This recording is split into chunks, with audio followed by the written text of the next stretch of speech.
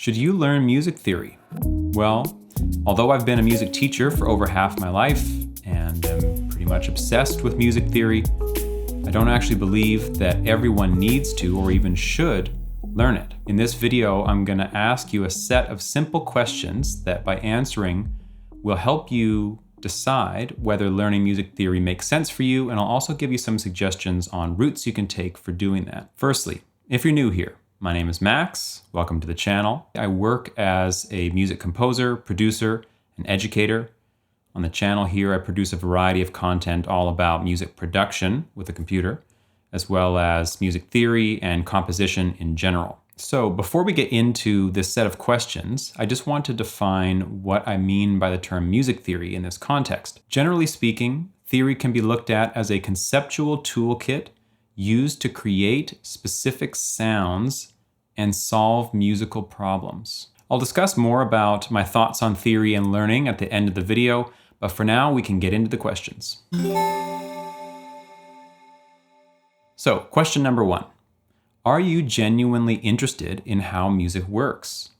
You see, for people like myself, the study of how music works, of music theory, is an end in itself. That even if it doesn't result in writing new music, that's fine. It's just enjoyable to learn, just to see, just to play, to experiment, to discover. So if that's you, that's great. You don't even really need much guidance, at least in the beginning, about what to study. You just follow your interest, you follow your passion, you follow your ear, and it will lead you into all sorts of ideas and concepts that lead to more, that lead to more, that lead to more. And eventually you might decide you find yourself a teacher or a course or a book or whatever to go deeper. However, if that isn't you, or you just feel unsure, or you're not that interested, or you have no interest in how music works, you just like to write it, you just like to compose, you just like to listen, whatever it happens to be, that's totally fine. We just move on to the next question. Question number two. Do you require some degree of music theory knowledge?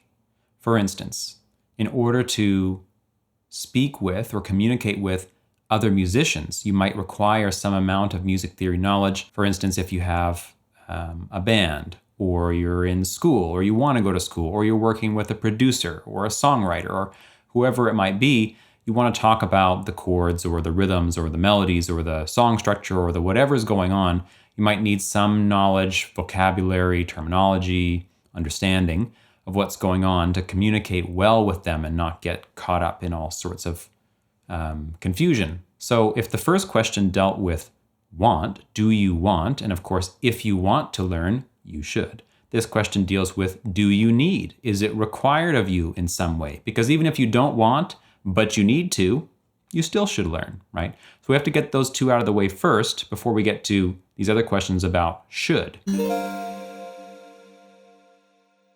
Question number three, possibly the most important question. Can you make the sounds that you most want to make? Can you make the music that you most want to make? If the answer is yes, that's great. There are many people that without any theory knowledge can make the music that satisfies them, that can make the music that's in their heart, that they most desire. I know many people like this who haven't learned any, if only a little maybe, music theory, but that's enough. They have a great sense of musicality within themselves just naturally and probably a very good ear, and they just start playing around and they end up with beautiful things. So that's the question to ask yourself. Are you making music Y, but you really want to make music X? Or perhaps you haven't even started, really trying to make music yet, but you have a sense that whenever you do try, it's difficult or you can't quite get where you want. Theory can help. Theory can help with this. This is what it's good for. Theory as a tool set, as a problem-solving tool, can show you the pathways, the mechanisms that lead to producing certain sounds. This is true of chords, melodies, rhythms, also true of sound design and mixing and all this sort of production side of things too, that if you learn the inner mechanisms behind the scenes, how these things are produced, you can practice them and iterate upon them. So this is kind of why the question is so important. Can you make the music you most want to make? That's why we're making music, right? So that's good to ask. And if the answer is no, well, Theory is a good route to go. If you don't want to go that route, you can also just keep practicing and you might get there too. People do that as well. But you can also use theory to help you get there. In any event, we'll go on to the last question now. Question number 4. And this ties in with the previous question. We just asked, can you make the music you most want to make? And now we say, can you make that music in a time frame you're happy with? Because perhaps you can make music you're satisfied with, but it takes you forever. In that case, theory can also really help.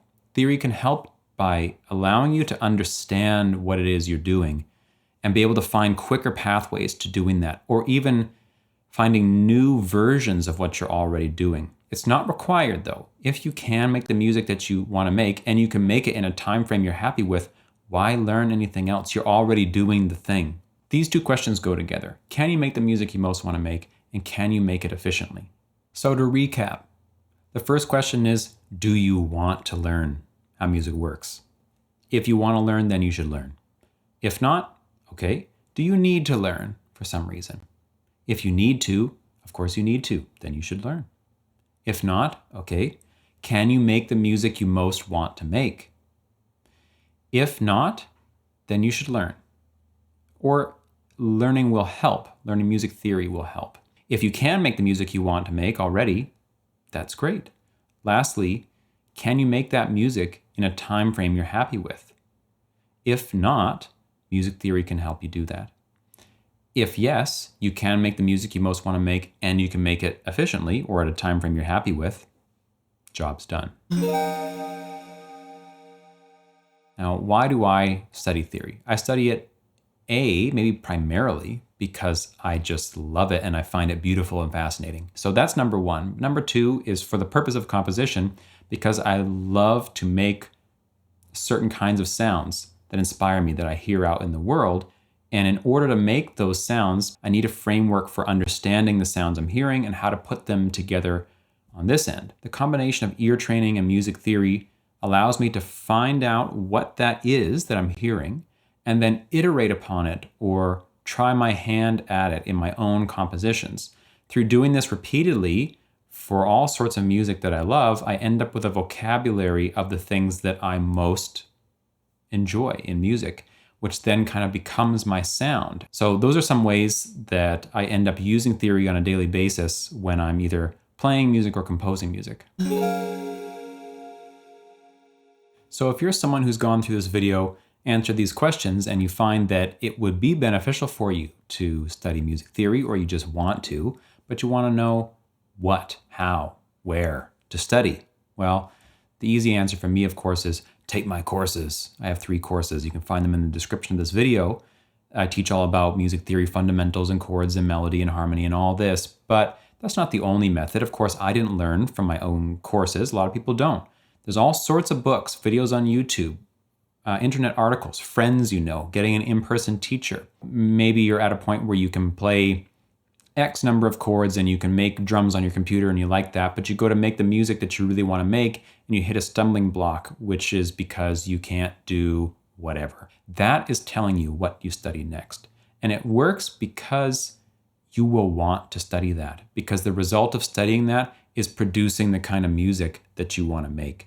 Just studying for the sake of studying works for people like myself who love to understand and just want to take it all in. But the majority of people want to study because they want to make a certain kind of music. I do too, of course. And so you learn about what to study through trying to make the music that you want to make. So I hope you enjoyed the video. Hopefully it was helpful in determining whether music theory is right for you and perhaps some pathways to take in learning that. If you liked it, please like the video. You can subscribe to the channel if you want to receive more content like this from me. I have a Discord server, which the link is in the description of the video. And there we're talking about music theory and composition and music production. And we also run these music production challenges all the time, where I'm assigning particular parameters that we have to compose within, and everybody gets to submit their own compositions. And then I will stream my composition live every couple of weeks, and they get to listen to the community submissions as well. Thank you so much for watching the video. Hope you have a great rest of your day wherever you are, and I'll see you soon.